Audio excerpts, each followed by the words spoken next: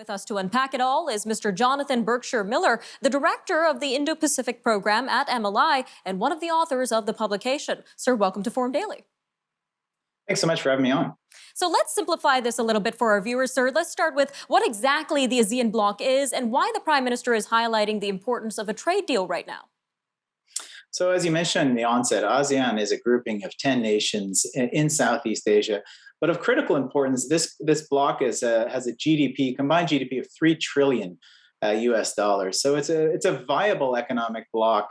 And I think that it's a way for Canada to diversify itself in the region and not focus predominantly on the relationship with China economically. And again, this has been something over previous years and previous governments. Canada has looked at the region and has looked at Asia and predominantly looked at China.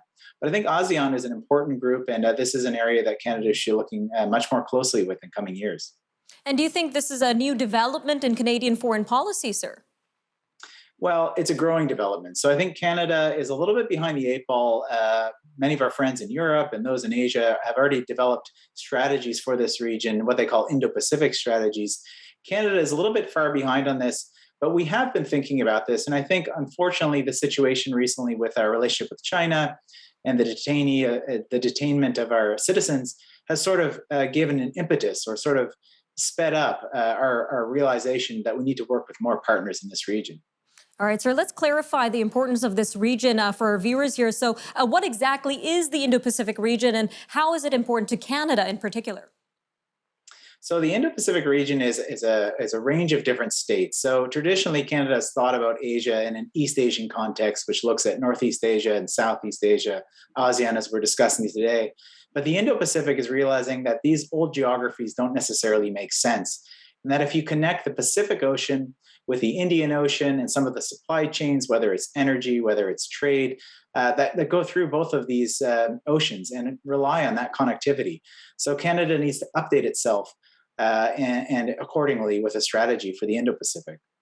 And who are some of the key players that Canada can partner with in the region? I think Canada needs to work with a range of different partners. So it's traditional allies and partners in this region.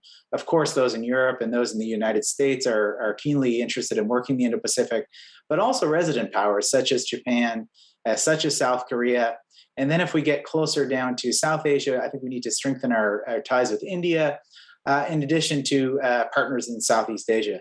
It doesn't mean that we need to be best friends with every state in this region, but there are a number of partners along the Indo-Pacific that we need to be much closer embedded with. And a potential partner on the other side of the border, sir. We know the strategic rivalry between China and the U.S. So should we take advantage of this? What are some of the economic and security considerations for Canadian policymakers in the Indo-Pacific region considering all of this? Well, indeed. I think U.S.-China competition and strategic rivalry is growing. And while Canada doesn't necessarily share the exact same policy as the United States, the reality is we only have one border, and our geography sort of defines some of these challenges for us.